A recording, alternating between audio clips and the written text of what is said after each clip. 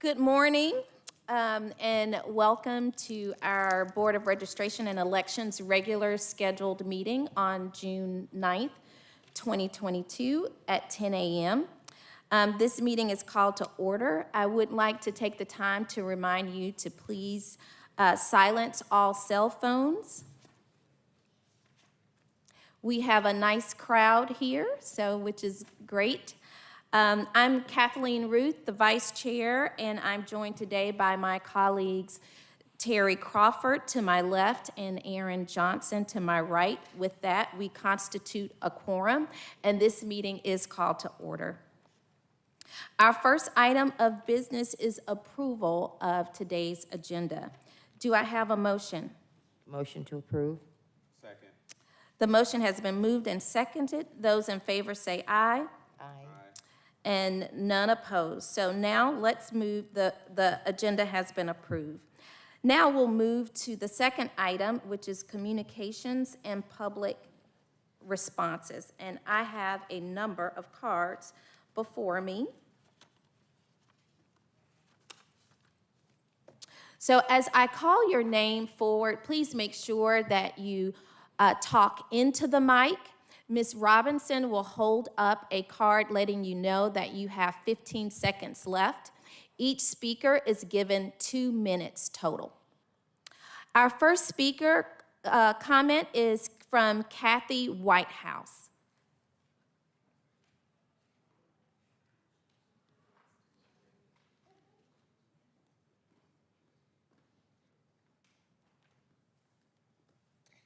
Hello, I'm Kathy Whitehouse, and I am a resident of, turn So it up. Kathy, just make sure that you come close to the mic. Is that close enough? Yes, that's great. Thank you.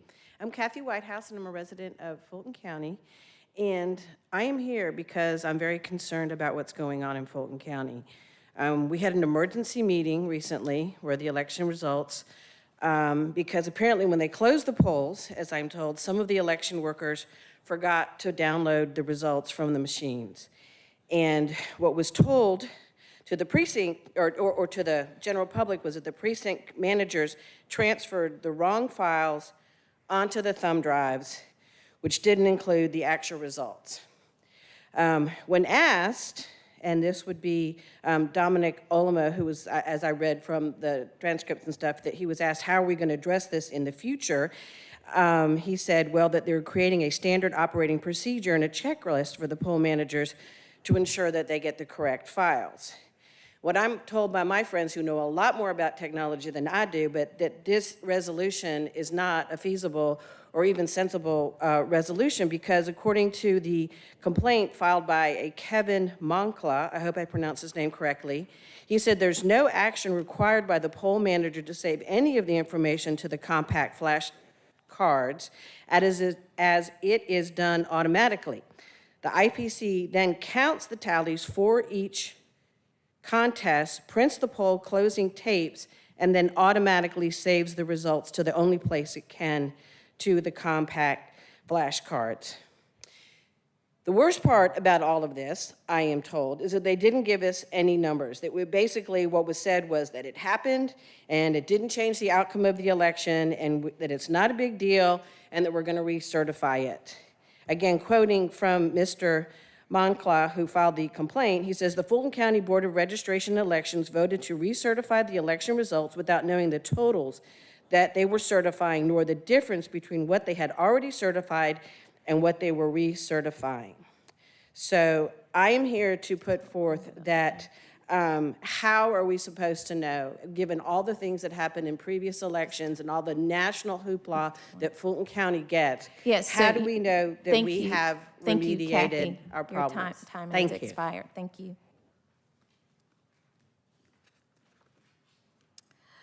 Next, we have Cliff Hobbs.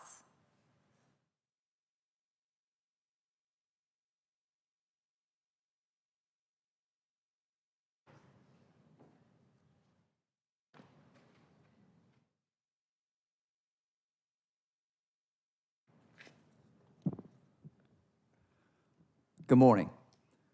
Throughout the primary elections, questions were raised presented to the board by various concerned voters, such as, why are the scanners left on overnight in Fulton when it's not done in other counties?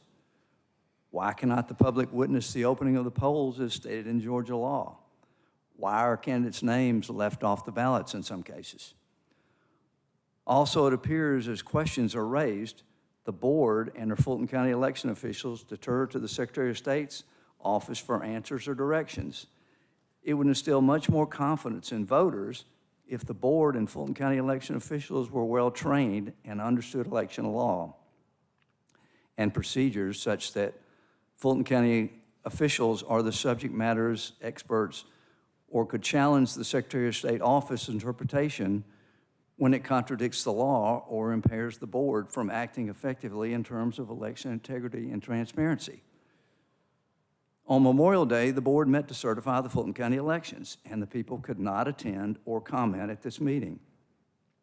The Fulton County elections were certified despite questions raised by board members as to the numbers presented and discrepancies reported to them.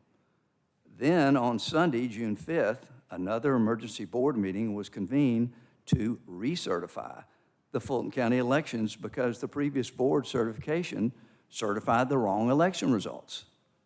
Again, board members questioned the corrected results, and the election's IT director was not able to provide the changes in the number of votes or percentages involved. And yet the board certified these results based on the IT officials' confidence that the results were correct. At the beginning of the Sunday meeting, it was announced that the Secretary of State's office issued a mandate for the board to certify the results by Monday morning, June 9th at 9 a.m. Can you please review your oath and check it as it was made to the Constitution? And thus the people... Thank you so much, Mr. Hobbs. Thank you, ma'am. Thank you very much.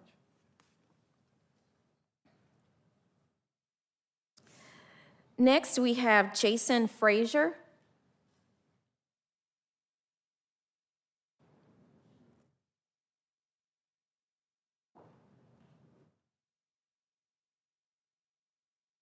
Hello, before I get started, can I ask for a slight procedural change on the 15-second notice? Because she's putting it up very quickly, and I was watching and barely noticed the alert for the other two speakers. Yes, I'm setting a timer. Yeah. So that way, when the 2-minute goes off, because sometimes when speakers are reading, they don't Yeah. see the Right, the 15-second the window. 15 seconds notification Yeah. go up. So I'll just have this timer on, and so you'll just get 2 minutes. Oh, so not the 15-second alert? We'll try to still do that, but of course, you know, if speakers are looking down at their notes, it's kind of hard. So, Ms. Robinson, if you could just keep that 15 Maybe seconds just up. a little longer or Yeah, something. just a little longer, please. Thank you. Please proceed, Mr. Frazier. All right, again, my name is Jason Frazier from Roswell. I wanted to start off by saying that I noticed 3 of the duplicate voters that I submitted about 3 months ago. I noticed that they had voted in this election, and according to the Secretary of State's office, it shows that both the active voter and the canceled voter both show to have voted. Now, I don't know if that's a procedural thing, whenever they were merged, it just shows on both copies, or if maybe both copies did vote. But I just emailed that to you guys a few minutes ago, so you can take a look at that, as well as 11 other people that I had submitted as potential duplicate voters with a letter off, something of that nature, very small, that may or may not be duplicates. Again, I don't know because I haven't gotten an update on those 12,000 voter challenges yet. The next item, I'm still waiting for clarity on the emails that I sent to Nadine on what poll watchers and members of the public can truly observe without having the police called on them. And I also hope that the duplicate voter challenges will be very detailed, so that way I know what is a duplicate and which one isn't, so I don't have to look at those again. Lastly, I wanted to give you a heads up. I know you guys are going to be busy, but there's not a lot of time between the runoff election and the next election to submit challenges, and I've got a little over 3,000 challenges that I will be submitting here in a couple of weeks. Try to give you as much time as possible. But those include 8 people with no name as their first name, last name, or both first and last name. I'm not sure how you check an ID on those. A little over 2,000 people with missing address as their street address for their residential address. a little over 1,000 people at non-residential addresses, and one street in downtown Atlanta that consists almost entirely of imaginary houses. In other words, they're registrations to house numbers that simply do not exist. There's no tax record on an empty lot even. It's just totally fictitious all the way down the street. So just want to let you know what's coming. And I hope that we can work through those collectively and successfully. Thank you. Thank you. Thank you so much.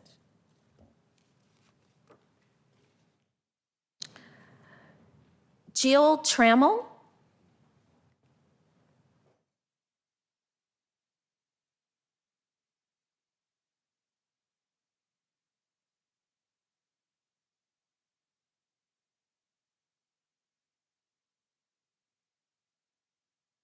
Good morning, members of the board. My name is Jill Trammell, and I was a candidate in House District 50 in Johns Creek. I have alerted this board, the State Board, as well as the Secretary of State, of early voting problems from the very beginning of early voting. On day one, we started having problems with the poll pads, and the poll pad problem extended all the way through early voting and into Election Day votes. That was ignored. I want to say that since then, I've had several different emails back and forth with the board that were not answered, asking for a recount. As you're aware, in DeKalb County, Democrat candidate Michelle Long Spears asked for a recount based on the fact that there were 0 votes in her precinct, and the same exact thing happened to me, although I was denied an actual hand recount. They found when they did that hand recount that the machines did not count 2,810 votes, 20% of the total votes. And then she found another 3,491 more votes for herself, who was in 3rd place, and it flipped the race. She became the first candidate. Again, her precinct level results showed 0 counts, 0 votes on Election Day. The same thing happened to us in JC11, and I provided this board with that information. There's also 0 undervotes in HD 50 in the previous elections. In this one, we had 703. That tells us there's a problem in that reason alone. But we know now there's been new and corrupt databases created, mistakes in precinct scanners, thousands of votes not counted. Additionally, canvassing shows that we have voters who've been disenfranchised, as they say they affirm that they have voted, and their votes are not showing up in the SOS database. I've heard excuses that won't show up for 2 more weeks, but as a candidate, I'd like to know why we then only have 5 days to ask for a recount if all of the data is not uploaded within 2 weeks. Thank you. Thank you.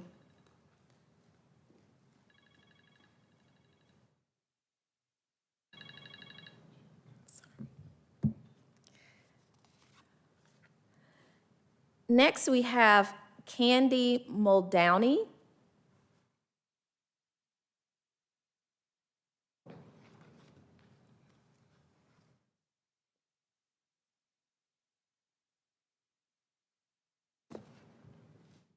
Hi, my name's Candy Muldowney from Alpharetta, Georgia. My comment today is regarding your emergency meeting on Sunday to recertify the primary election results. At first, you couldn't find the live feed. After much searching, I realized it was on your Facebook page. An hour later, the warehouse was loud and noisy and difficult to hear what was being said, especially by Dominic. Even the observers had a hard time with all the background noise. Why not meet at a quieter location next time? It seems the results had changed, but no one had the exact numbers. Those specifics should have been presented to the board, regardless of whether the outcome changed. Why was a hand count denied in Fulton County for School Board District 5? Where's the transparency? Did you know that the DeKalb BRE granted a hand recount of a commissioner's race? The results were a disaster. Total vote counts went from approximately 12,600 on May 24th to 18,600 on June 3rd. That's a total vote difference of 3,000.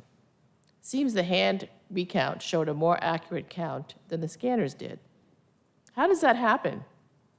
What went wrong? This finding proves there are serious issues with those machines. Certainly not safe and secure. They need to go, and we need to implement paper ballots.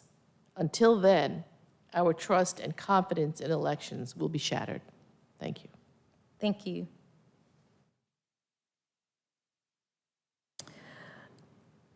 Lucia Frazier.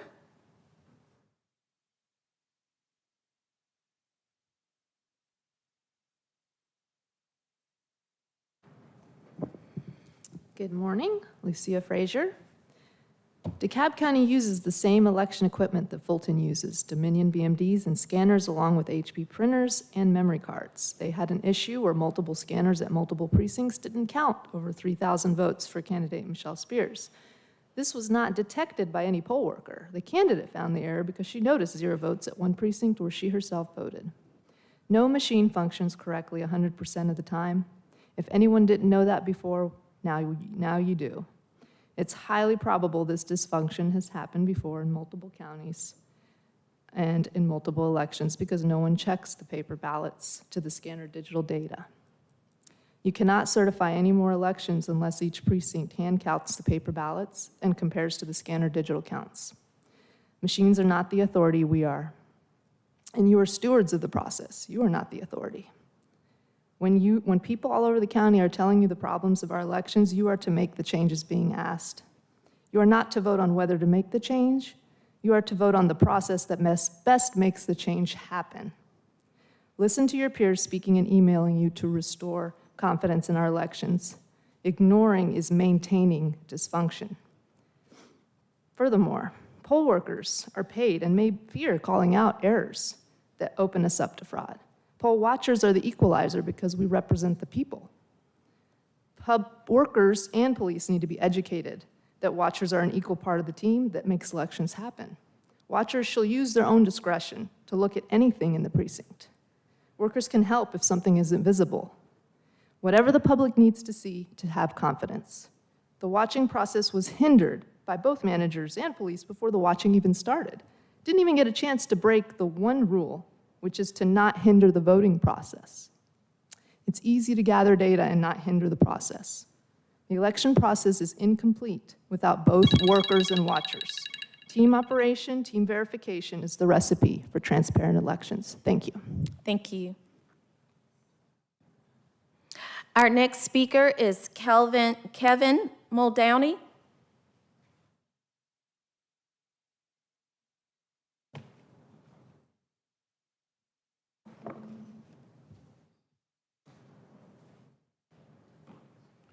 Good morning, Kevin Muldowney from Milton, Georgia.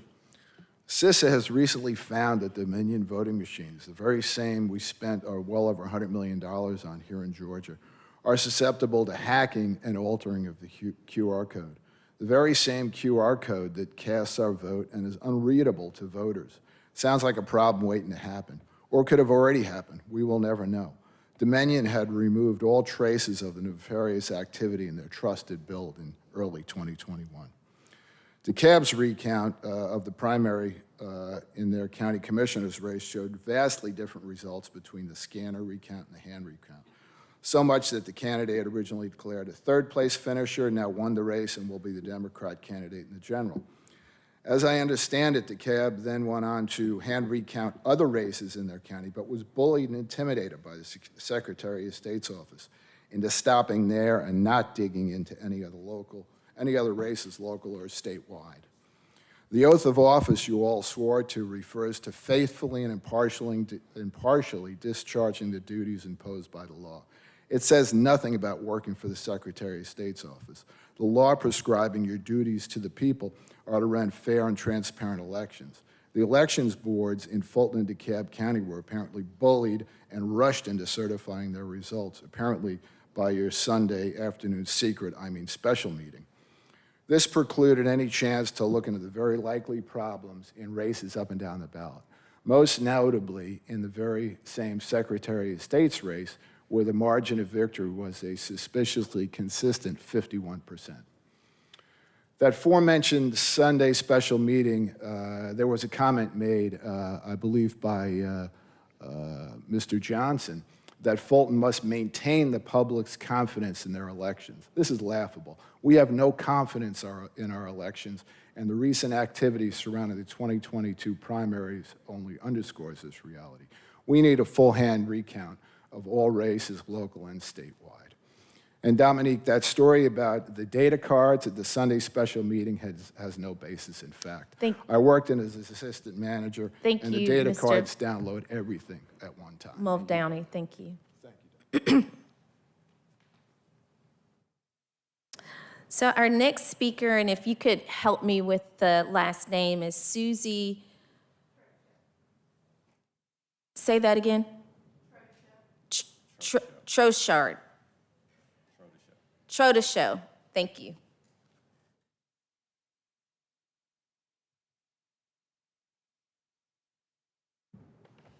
No problem.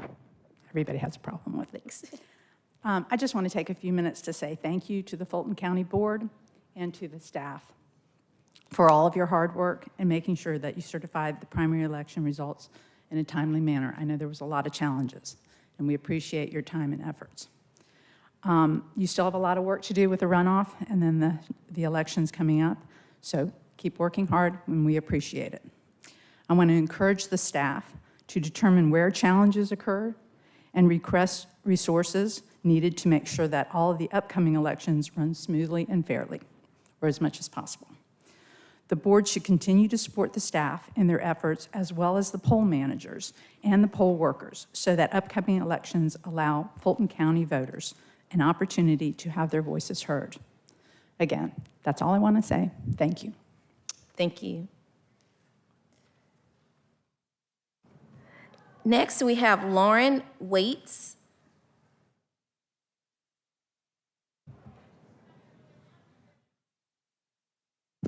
Good morning. I'm a resident of Fulton County. I was down at the election processing center for the paper ballot vote review and ballot duplication panels work. It was a mouthful. It's still a mouthful. I just want to tell you what a positive experience it was. I don't think it matters. I genuinely feel like I can speak for both parties who participated, that we felt it was collegial. It built confidence in each other. We appreciate the fact that that was chosen in Fulton. And I want to give a shout out to Ms. Bodison and her team. They are downstream of all of the other processes, and they get what is given to them on an unpredictable schedule.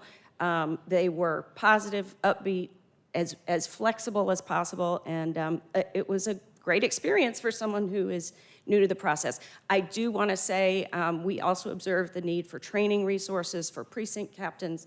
We saw precinct captains brought in when there were some technical problems.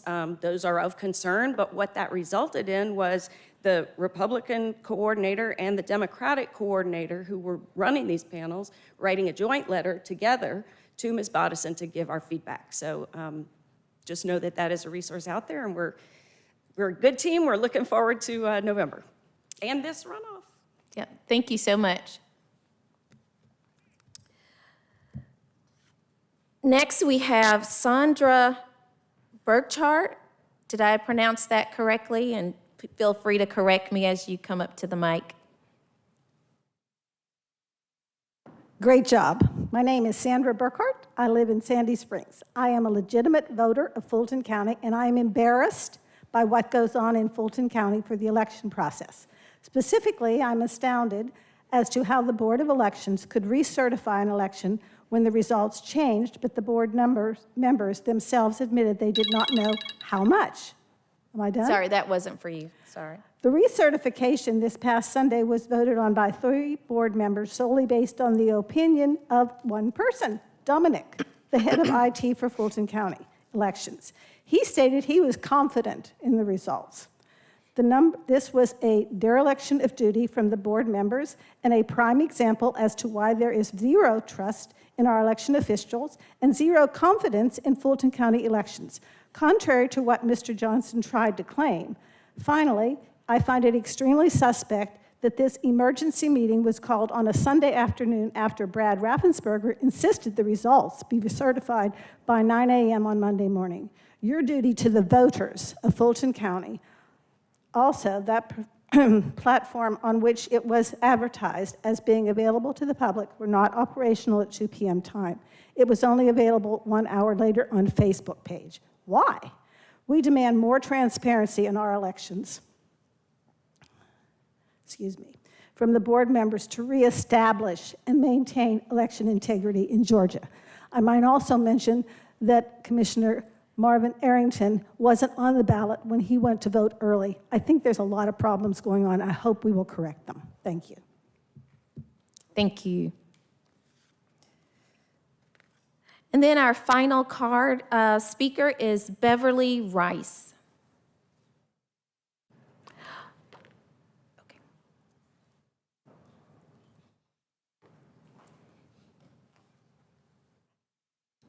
Thank you for this opportunity, Madam Chair and Board, and also to the staff. I stand here today to say thank you. I am Beverly Rice, and I want to say thank you. I have seen great improvement in the election process, and I want to applaud you for that. In addition to that, I want to thank you for how you have worked with poll managers and how I see more cohesiveness between the board members and also the poll workers. I know that we do have challenges with our elections. Sometimes that's just something we have to expect and we have to work through. So I want to commend you for the work that you've already done. I also want to say, which is my personal concern, is that we do more to educate our voters when it comes to the runoff elections. I think that they're not given enough notice and enough information about runoff elections, especially when it comes to early voting. So if we can work together to get the information out to them and educate them about early voting for runoff elections, I think we would be doing a great job. Thank you so much. Thank you. And my correction, we do have 2 mail emails from voters that Ms. Haynes is going to read some comments. Good morning, board, staff members, and audience. We have 2 emails, the first one being from Carrie Hefner, subject, board encouragement and support, and it's dated June 9th, 2022. Hello. As a Fulton County voter, I want to thank the board and election staff for all of your hard work on behalf of the voters leading up to the primary. I appreciated the timely certification of the election results.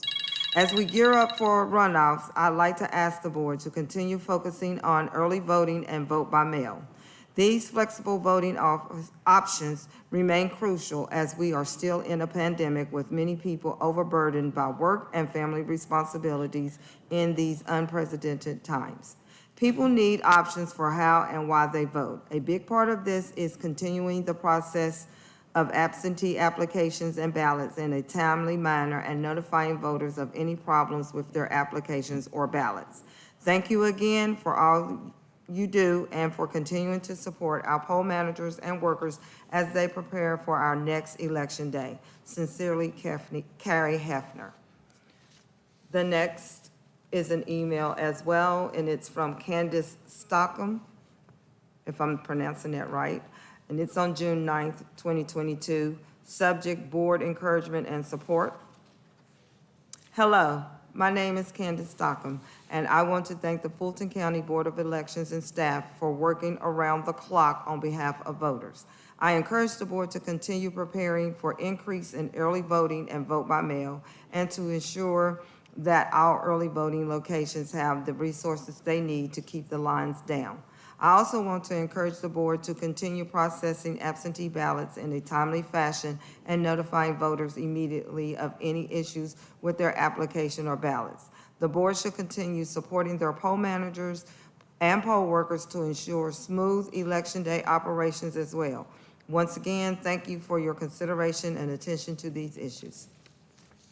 Thank you. I just got notified that we should not hear email responses from the public. I don't know, do we have, is that in writing? And I'll ask legal to comment on that so that we can have consensus going forward. Reading and responding to email or remote comments is not covered in your bylaws. Your bylaws provides for public comment, and the public comment provided for in your bylaws requires people to come in person and fill out a speaker card and speak at the podium. There is no provision for remote comments or emails. Okay, great. Thank you so much. So we have heard a email comment in a previous meeting. So from now on, going forward, we will only hear public comments in person. So with that, we'll move on to our second item, which is old business approval of minutes. And so we have before us the regular meeting minutes from May 12th, 2022, and the special meeting from May 30th, 2022. And I don't know if my colleagues, if you've had a chance to review those minutes, would you like to vote on them or? I have one change in the minutes of May 12th. It's just a typo. So it's under Mrs. Crawford asked if, instead of tip, there should be an uptick. That's the only thing that I found. What page is that? That's page 8. Any other corrections? No. Can I have a motion to approve both minutes together, the regular meeting and special meeting? So moved. Second. All those in favor? Aye. So the approval of minutes for regular meeting and special meeting have been approved. Next, we have our monthly operations report for May 2022, and I will turn it over now to Ms. Williams. Good morning, Board. For the month of May, we prepared for, of course, for the primary election. We are compiling an after-action plan in regards to the election, in regards to what went well, what went wrong, and processes we'd like to implement. We had an internal meeting in regards to that with staff, and we'll be presenting that report to the board at the end of this week. In regards to supplies and logistics, they're currently preparing for the June 21st runoff election. We were advised that there's some polling place changes through Fulton County Schools, and we'll present it to the board shortly. In regards to absentee drop boxes, we'll be using the same 7 locations that were utilized for the May election. For poll worker recruitment, we're currently conducting a survey with poll workers to see which ones will be returning for the runoff election. And our poll worker kiosk is still active for any poll workers who want to come in to get additional training. And I will now let each division do their report, starting with advanced voting.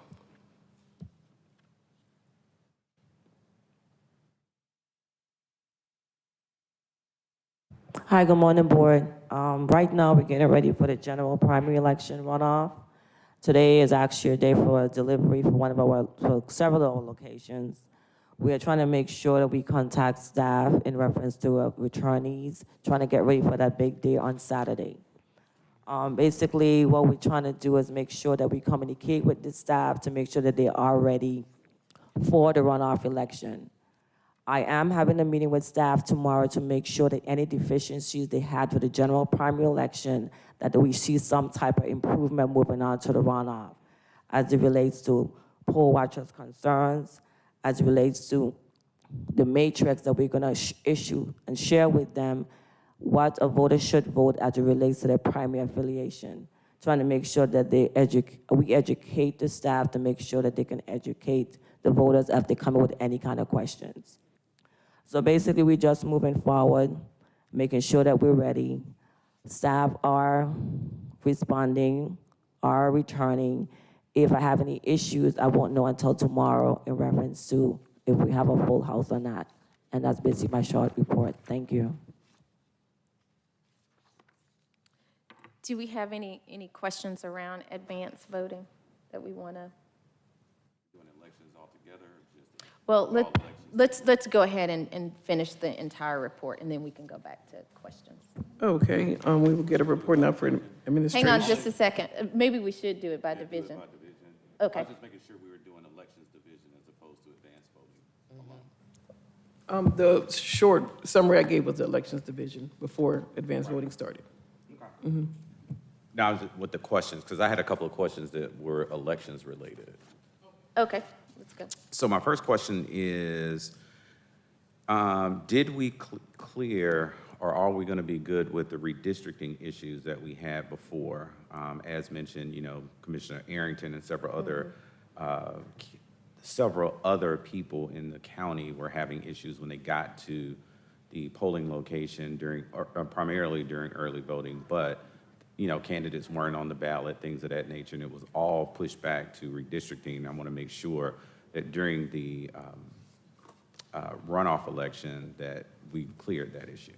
Yes, we believe that we have. We contracted with Blue Raster to do an analysis of all of our precincts, and if they find any errors, we're correcting those. But we're actually going to contract them for the remainder of the year to actually assist with street maintenance and things of that nature. So yes, we believe we have cleared all those issues. But we'll keep them on to maintain.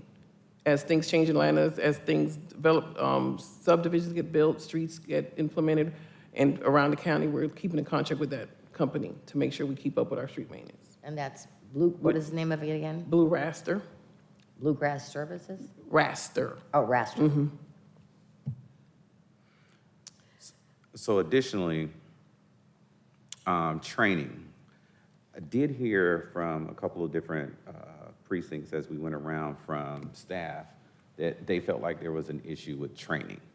So do you think this issue related back to the fact that we're using, this is the first major election that we're using new staffing agencies, or is there a plan to make sure that all staff is trained properly before the election? Well, the temp agencies do not conduct training. We do that as a department. Honestly, we have revamped training. We got a lot of positive feedback from training. We have a survey that all of our poll workers are permitted to fill out on our platform, and we've gotten positive feedback in regards to that. We've also implemented a poll worker kiosk if they want to come in and get additional hands-on training, anything that they're confused about. If you let me know who those people are, we'll address what their concerns are, but our training has been completely revamped. So not to argue positive feedback, but primary positive feedback, because is it a way to look at the numbers to say 90% of the people gave you positive feedback versus, is there a way to see the numbers? It could have been 40% saying that, not positive feedback, which is a very large number. So do we have a way to qualify positive feedback? Well, the survey is optional, so we can't force people to go online and complete a survey of how they felt about training. But we will look at the percentage of who did submit them to see where those are. So do you currently have those numbers, or is I can provide that to you, yes. Okay.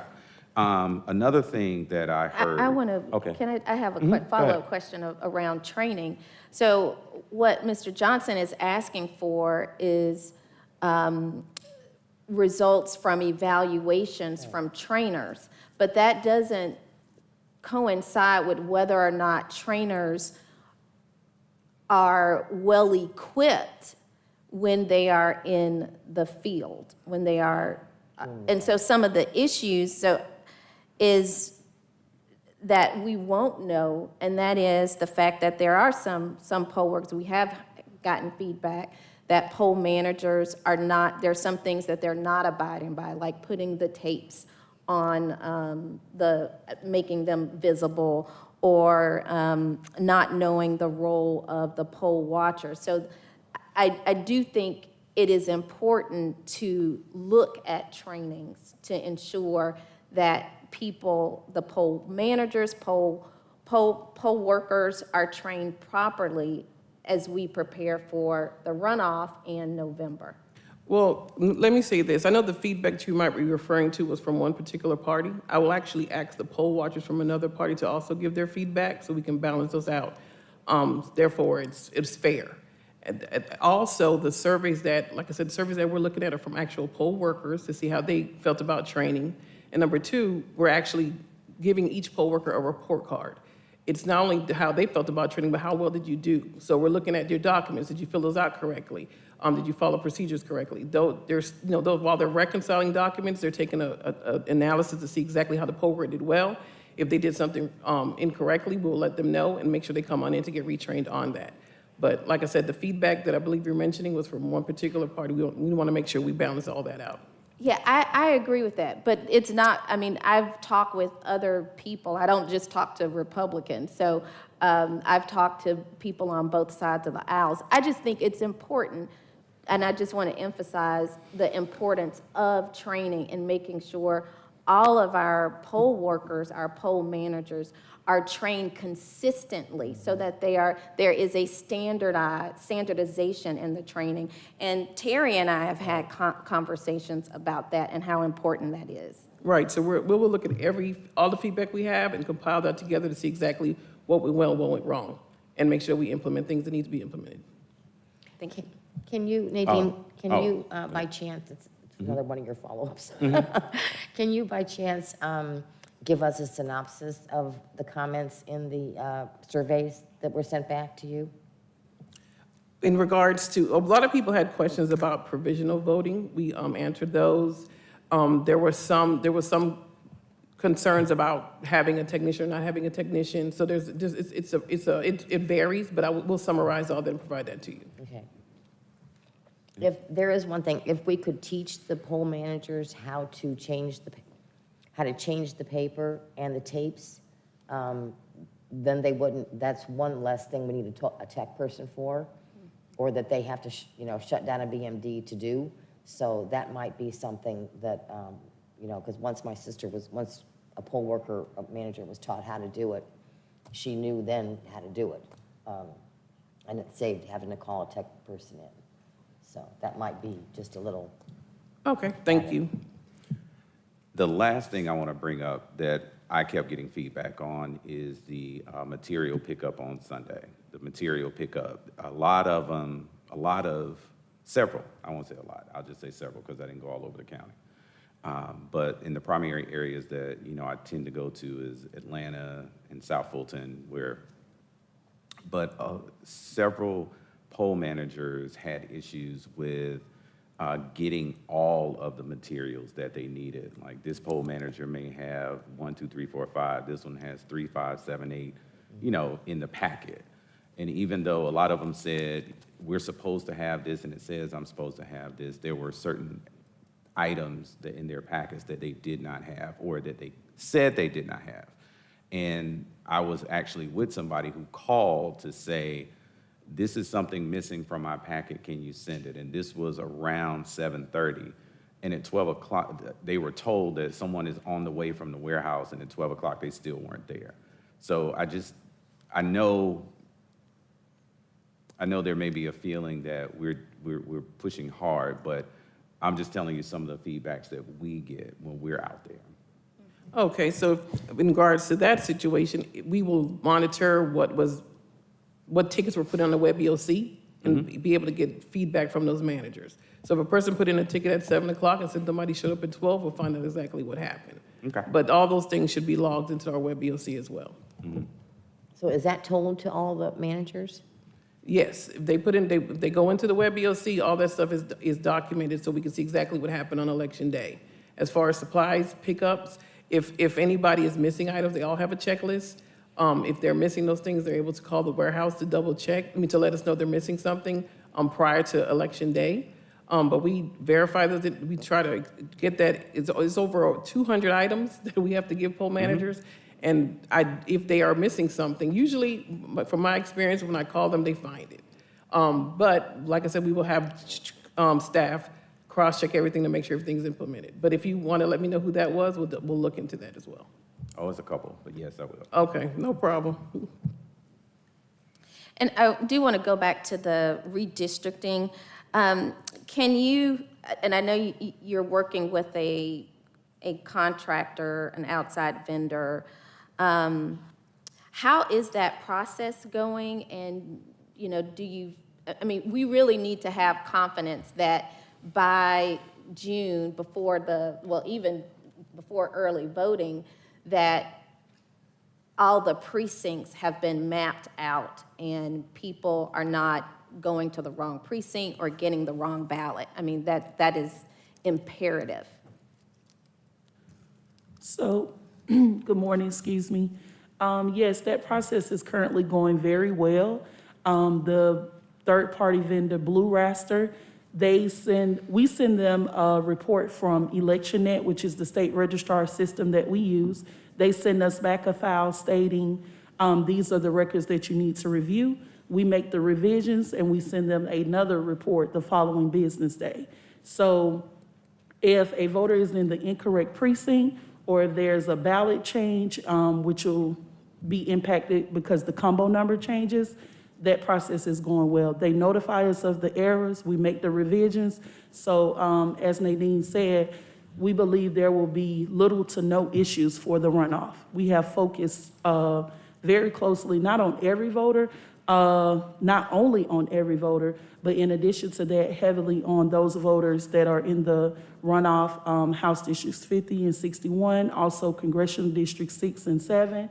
We are working closely with GIS, and GIS is actually involved in the Blue Raster project as well. So there's more hands, more eyes, and better ways to QC everything. Okay. And so do you think all of that will be in the poll pad so that a poll manager, the poll workers are not looking at a double checking with the spreadsheet? Will we alleviate that process? Yes, ma'am, I do. We will not need the spreadsheet for the runoff election. Okay, great. Any questions about that? Okay. Any questions on the elections division? Any other questions? Poll worker recruiting and training, are we going to look at is this for Jessica to do? The flyer? Regards to the suggestion to have a poster made yes, that has been drafted. It will be a supply item at every location. But as far as recruitment and training, the regional coordinators are currently contacting all poll workers who work the May election to see if they plan to return, and that's what they're currently working on this time. Okay. And what size is this going to be? This, I want to say it's 11 by 17, but I can confirm that. okay. Yes, would you please? And then I did have questions about the SOP that Dominic was going to kind of give us an update on and those numbers. Would that fall into this election division section, I guess, or later? Yes, it would.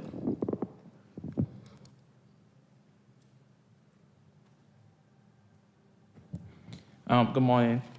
So, during the last election night, usually what we do, we extract result files, images, and log files from the compact flashcard.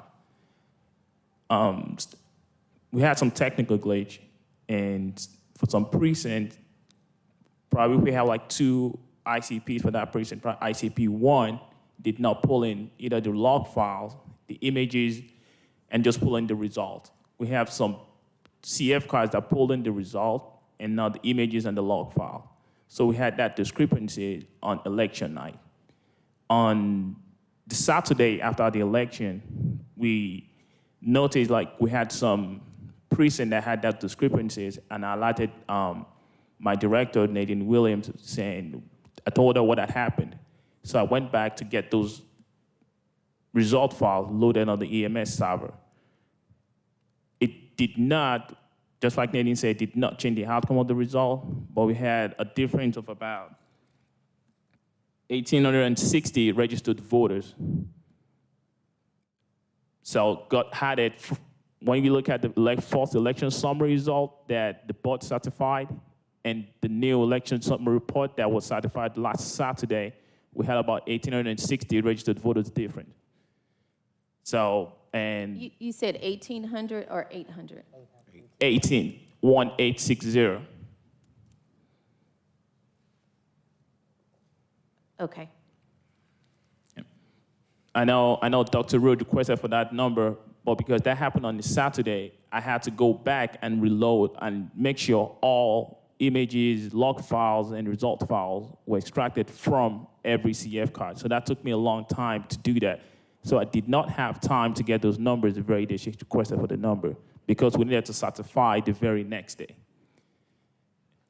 Dominic, was this something that happened with the BMDs, or was it since I'm not I'm technically illiterate, where was the breakdown? Where did this happen when you were pulling the numbers, or did this happen maybe when the machines were shut down? Trying to figure out where we had this glitch. Yeah, so the glitch could happen, I understand the glitch happened when the result files, the images and the log files were being pulled from the complex flashcard.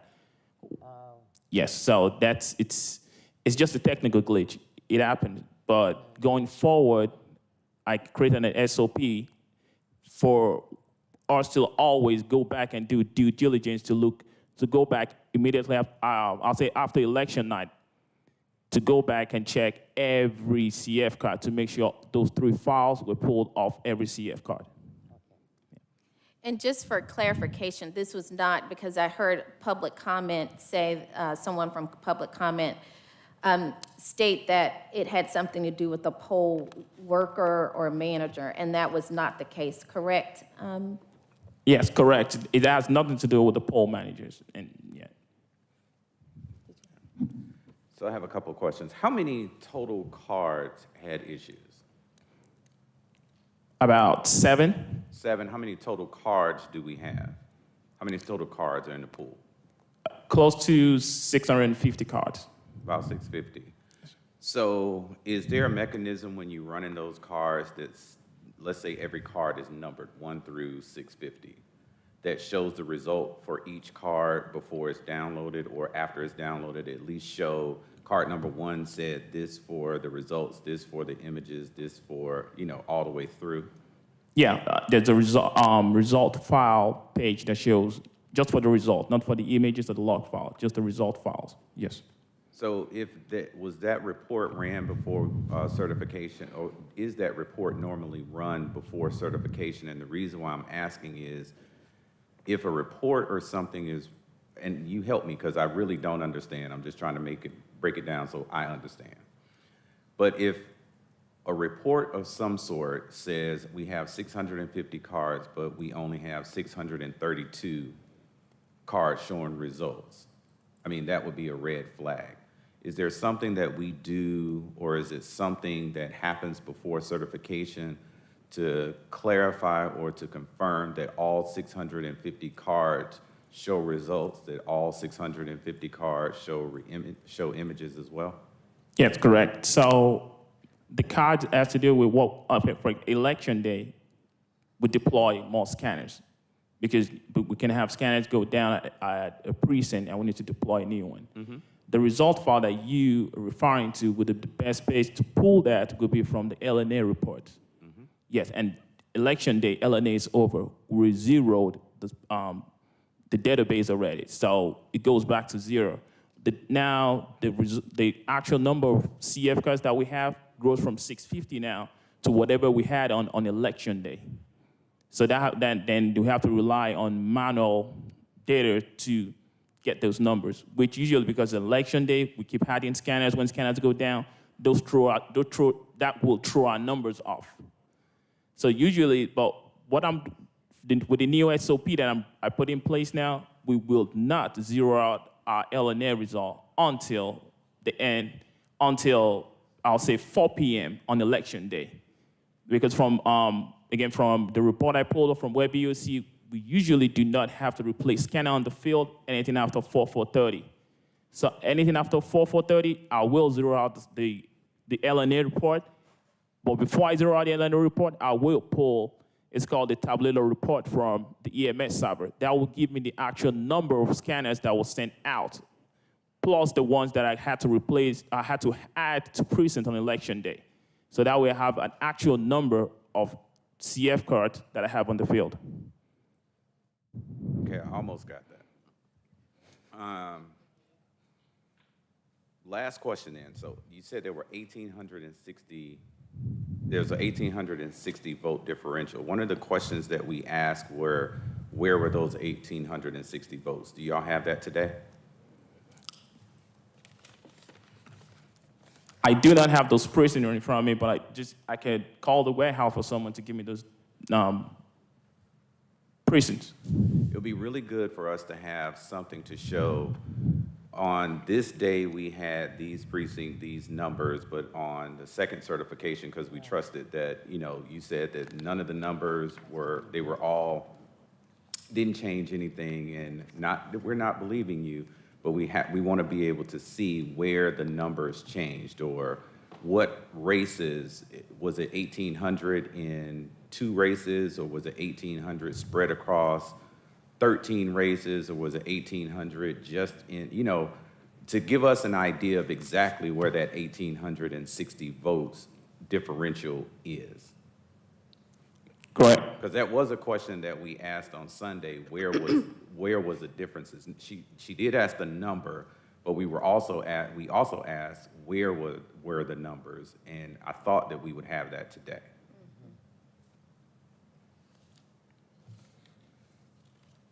Okay, so before we had the board certified, we checked every, let me say this, the numbers spread across all races. So it changed, we literally went through race by race to see how the percentages changed before we had you all certified, but we will provide that to you.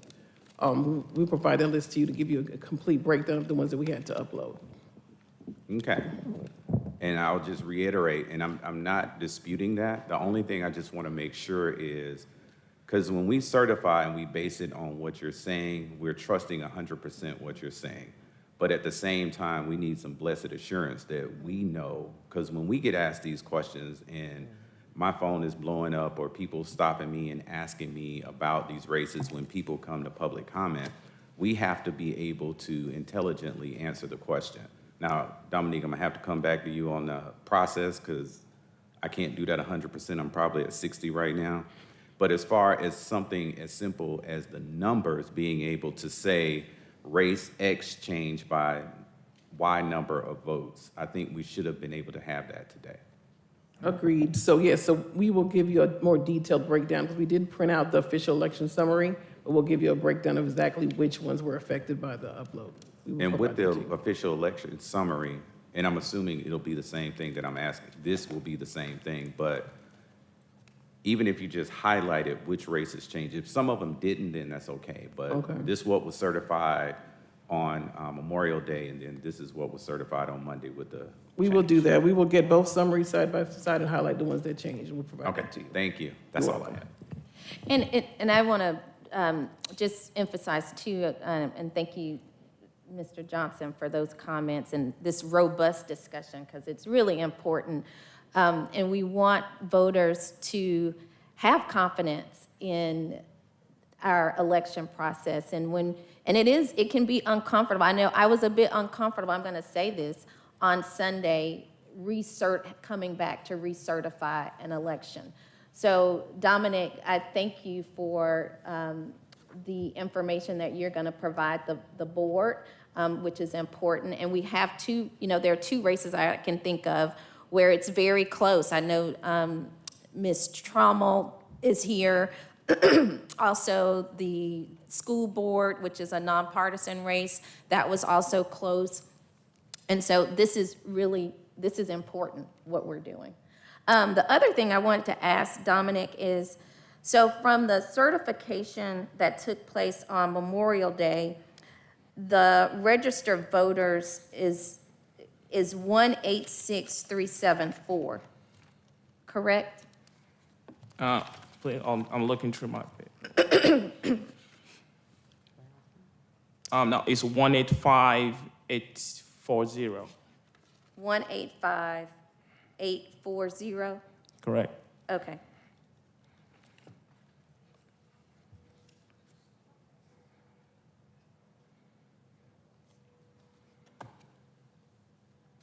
Okay, great.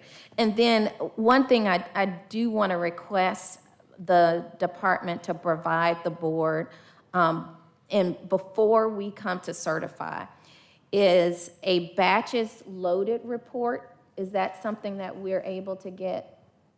Yes, correct. And that was what I just told Mr. Johnson. Okay, and the cast vote record? Yeah, that's the SOVC, I believe you're referring to. Yes. Yes. Okay, and then there's the poll pad check-in list? That will be a knowing question, but we usually do not receive that until probably like a week after election, because we need to bring back the poll pads from the field and do an export. Okay, so we don't get the poll pad check-in list for each polling location? We do, but not But not until a week after the election? correct. Okay, why is that? Yeah, because the poll pads need to come back, they need to be picked up from every precinct back to the warehouse. Then it takes about a day, I'll say about 48 to 78 hours for us to do an export of those data from the poll pad. Okay, thank you. I think we are ready to proceed to the next report.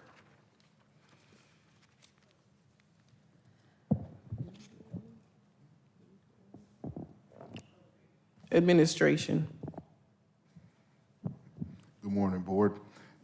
During the month of May in administration, we're still working through personnel vacancies, registration manager, the elections officer, which we're internally discussing about the possibility of considering a change in that position, along with the voter education and outreach specialist.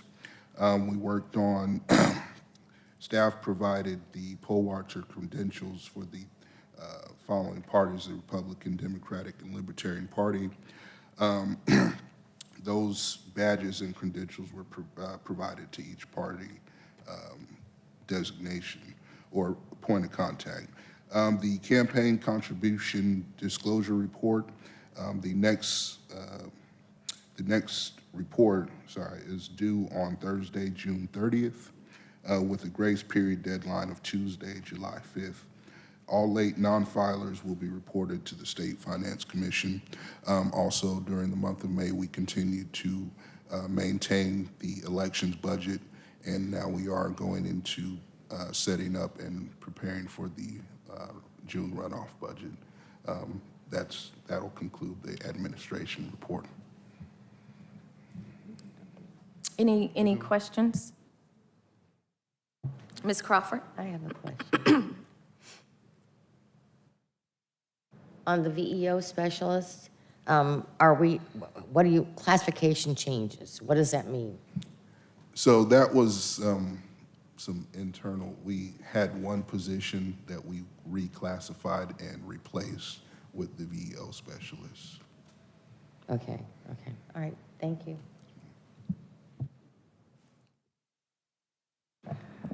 Registration. Good morning again. In the month of May, in the voter registration division, we were solely working on reviewing all process applications and district information that we received. We are currently focusing in on ensuring that every voter is in the correct precinct and that they will receive the correct ballot. We were identified of some errors that were made, but we have worked diligently to correct those so that there are no issues for the runoff election. There are currently 841,933 registered voters in Fulton County, 740,908 being active, 101,025 being inactive. In the month of May, we received 16,371 voter registration applications. We did not process those applications because the state voter registration deadline was April 25th. So we have a backlog of applications that will be processed after the certification of the runoff election, excluding those that meet the federal deadline that we were given. We also we received a lot of people coming into the office to return absentee ballots, absentee applications. We also spoke with a lot of voters in regards to their polling location. So we had a lot of people coming into the front counters in order to ensure that they were going to the correct polling location on election day. We also focused in on, and I'll go into this in the next item, duplicate records and merging them and doing the necessary research. We have been working closely with the GIS department, the Fulton County GIS department. We are making sure that all maps are accurate, that voters have access to their redistricting information. It's on the Fulton County website. We've been working close with communications as well, making sure every question that the voter may have, that the information is easy for them to put their hands on. We've had plenty of training sessions, statewide calls with the Secretary of State's office. And in the registration division, we also had all staff to go through poll worker training. And that will conclude the monthly operations report for the VR division.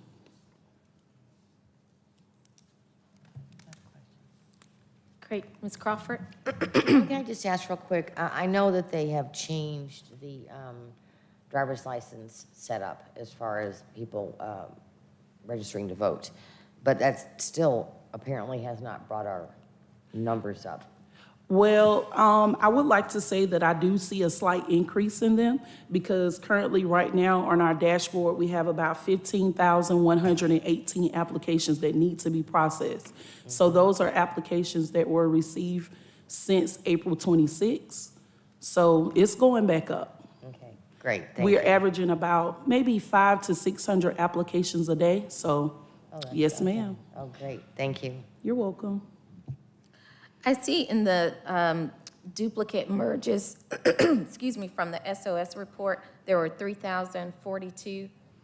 Have any of those been cross-referenced with the previous duplicates that we had from Mr. Frazier? Yes, And I know ma'am. we'll be talking about that later. Yes, ma'am. Okay.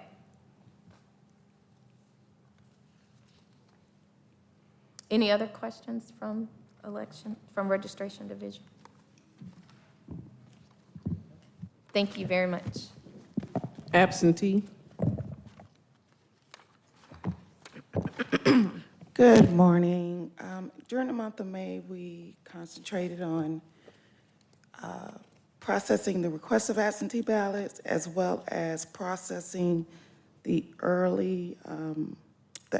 processing the request of the application and processing the ballot, which we accepted 5,580.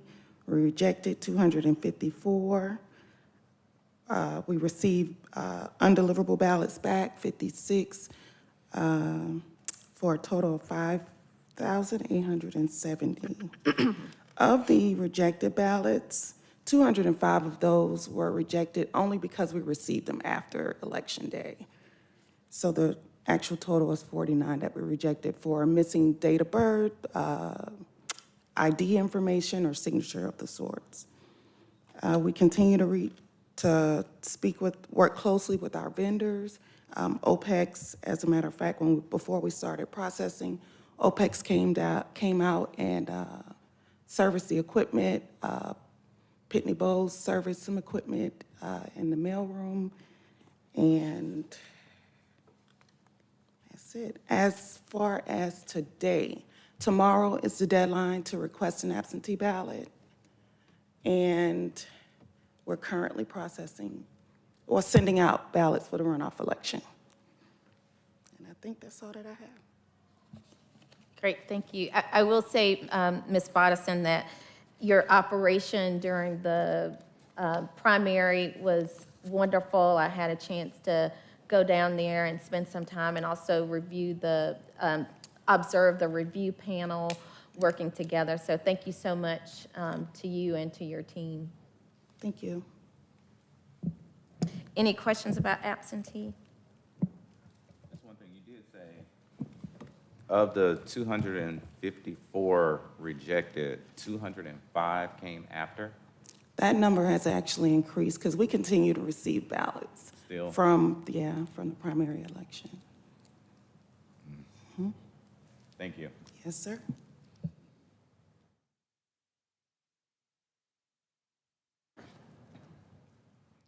Any other questions? Okay. Voter education.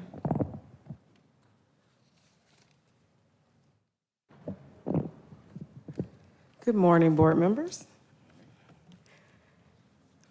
Each month, our focuses are on educating the Fulton County citizens via educational seminars and lectures, comprehensive demonstrations and training of how to use the actual machines, voter registration activities, assistant and poll worker recruitment, and deputy register training. For the month of May, we trained 16 deputy registers, giving us a total for 290 for the year. We were able to bring in 205 voter registration applications, giving us a total for 800 for the year. We held one poll worker recruitment fair right before the general primary in the city of South Fulton, and we had about 33 recruited, giving us a total of recruiting 354 poll workers for the year. We did not have any voter identification card creation for May. We had over 34 events, giving us a total of 161 for the year. We turned in 12 absentee applications. We had connections with over 130 organizations and individuals, giving us that total of 1,836 for the year. In our events, we try to count how many people were interacting with and engaging with it in our events. So we did about 1,000 engagements for May, giving us over 4,600 for the year. And I think we had 4 media inquiries, which I can be corrected by Ms. Waller or Ms. Corbett. We focused in May on outreaching to our senior community centers, as well as Atlanta Public Schools. Our focus for the senior centers was really trying to make sure they understood the absentee application process and that they met the deadline. We had a couple of directors from senior centers reach out to us saying that they tried to help them with their absentee applications and all of them were rejected. And so we spent May going to different community centers and working with the seniors to help them complete their applications. And we're continuing to do that right now in June as well as we get ready for the June 21st primary runoff. We work with Atlanta Public Schools to make sure those graduating seniors who were eligible to be able to register to vote were able to vote. So we hosted a number of voter registration drives at the Atlanta Public Schools. We also spent the month of May, I created an actual training guide as we have a whole new team of voter education and outreach coordinators. And so I wanted to make sure there was a training guide in place for them to understand what their role is as a coordinator before they begin going out to the community to try to educate them. We also wanted to make sure we work with our deputy registers as there was a lot of information about redistricting that might not have been covered when they were trained earlier this year.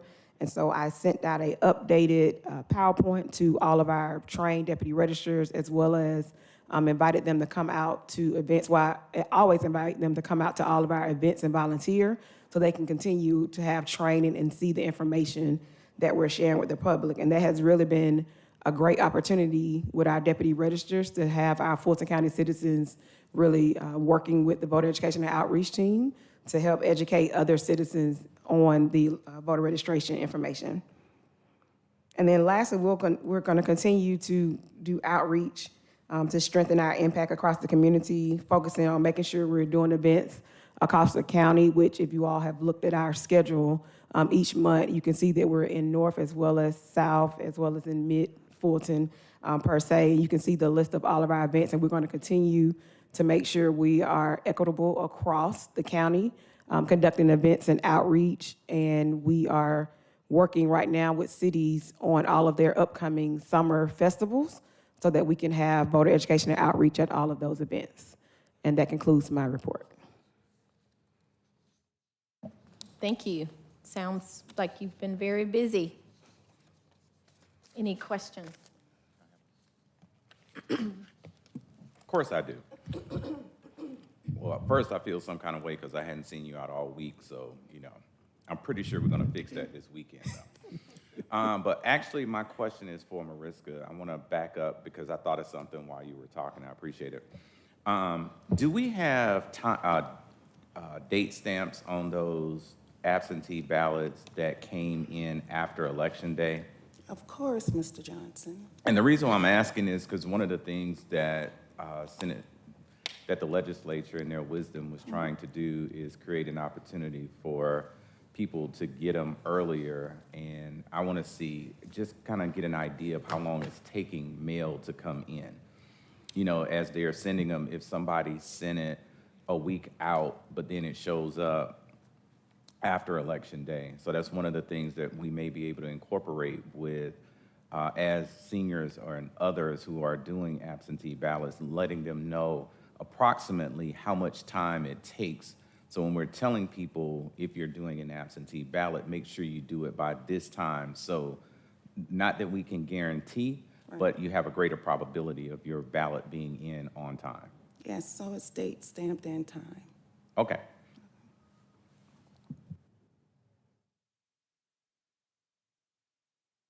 Great. And then with the absentee ballot, we're not going to do the ballot tracking for the runoff, but we'll do it for the November, the general. That is the goal. Yes, ma'am. Yeah, great. Thank you. Okay. That concludes our operations report. Okay. I do have to, because I was doing some numbers here, and Dominic, the election, the differential doesn't add up to the 1860. So the 185,840 was the first certification. And then the second is 187,166.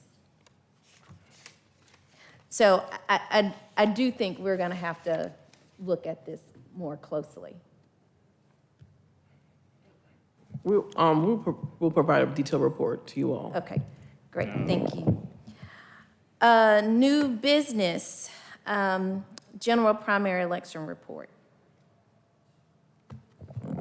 Okay, that should have been titled our after action election review. Okay. And that's actually in your packets.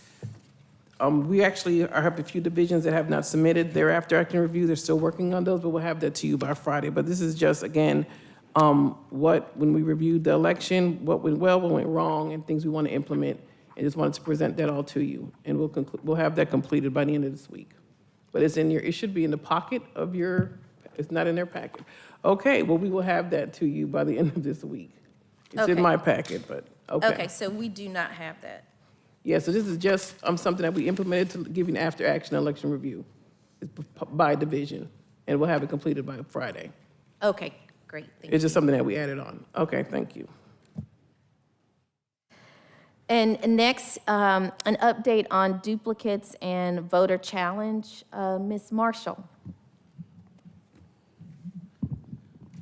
Thank you. So for the duplicates that we received, we have worked on the first set that Mr. Frazier submitted to our office back in March. So there were a total of 11,784 records on the file that he submitted. We have went through 9,715 of those, and we will provide him the spreadsheet today. To everyone that's on the email, and you all are as well.